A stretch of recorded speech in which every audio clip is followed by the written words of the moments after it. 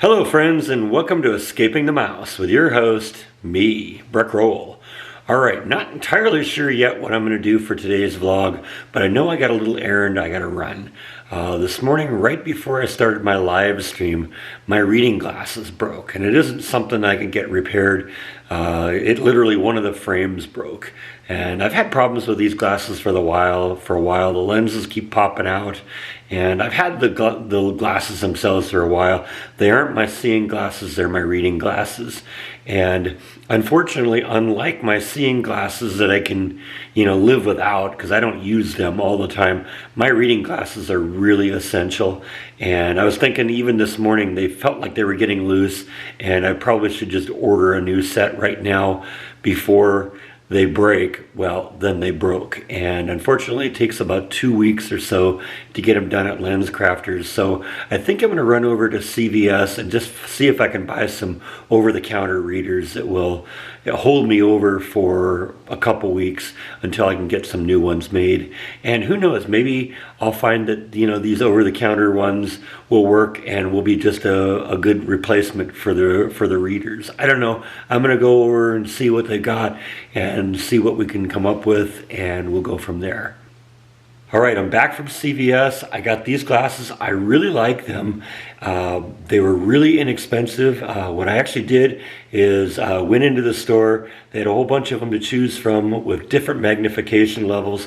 I just went with a 1x magnification because I wanted to have as long of what they call focal length as possible. Focal length is just the distance between the lens to the point where things begin to get out of focus.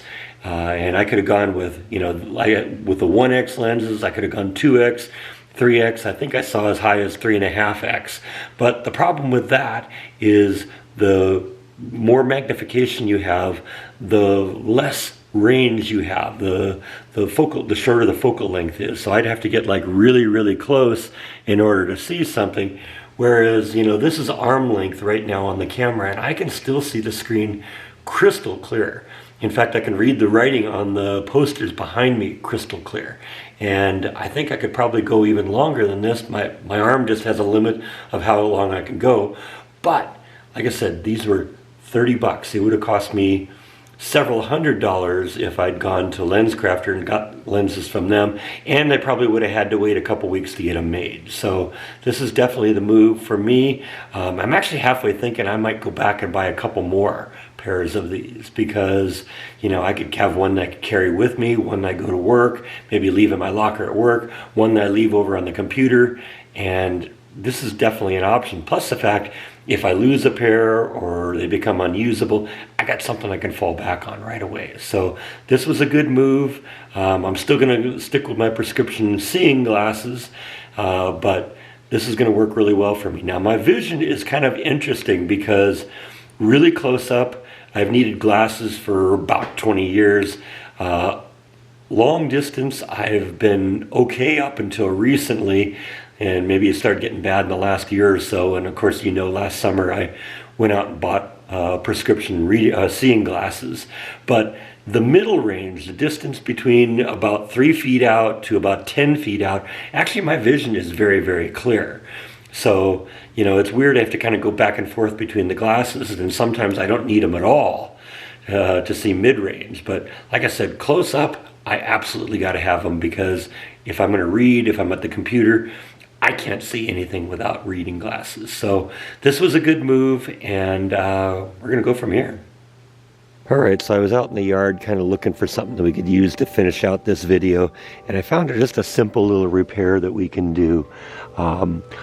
This is a little power breakout box right here that controls the air conditioner. It basically takes power from the electrical system and feeds it to the air conditioner. As you can see, it's getting a little bit rusty.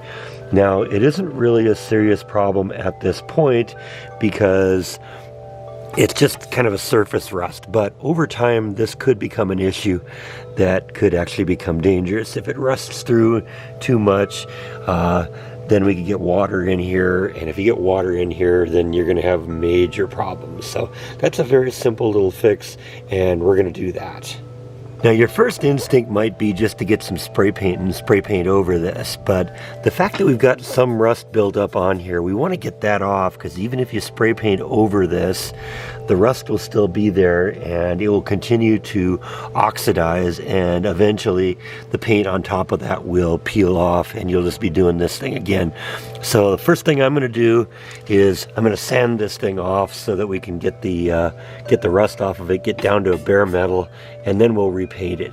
Now, ironically, it took me like 15 minutes to figure out how to even open up this thing, because you got this little latch down here that goes in, but I kept hitting this thing here. This thing overlaps it. Then all of a sudden I realized, I looked at this hinge on the side, and once you get the latch undone here, the thing drops down and then it opens up. So like I said, it took me a few minutes to figure that out, but we're not going to actually worry too much about painting the inside, because the inside looks pretty good. But what I do want to do is get the outside. So we're going to get this thing all sanded down, and then we'll repaint it. Now, to do the sanding work here, I'm going to use my orbital sander with a really fine grit sandpaper. This is about a 320 grit sandpaper, because I don't basically want to, dissolve all the metal. I just want to get the rust off the surface. And that should be, I don't really need anything coarse to do that. Just a real fine sandpaper grit will accomplish that task. I'll show you what that looks like in a minute. So there, I got the front off, got basically most of the rust off. Now I got kind of a clean, smooth surface to get in here. It was a little bit more of a challenge to get in here because the hinges kept getting in the way of the sander. Fortunately, I've got this nice little wire brush attachment that goes to the drill, and that allowed me to get in here and get the rust off of there. Next thing I want to do is mask this all up, because I don't want paint all over the house.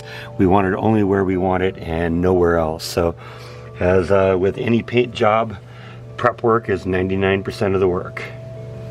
Alright, so I've masked this up. I've actually masked it a little bit more than I probably normally would, just because it's a little windy out here today and I don't want to be getting paint on my house. So we're going to open this thing up and we're going to hit it with a spray paint, and that should pretty much wrap up this little project. And there we go. There's sort of our finished product. Now, I've opened it up a little bit, and the key to kind of spray paint is just to keep the paint moving, kind of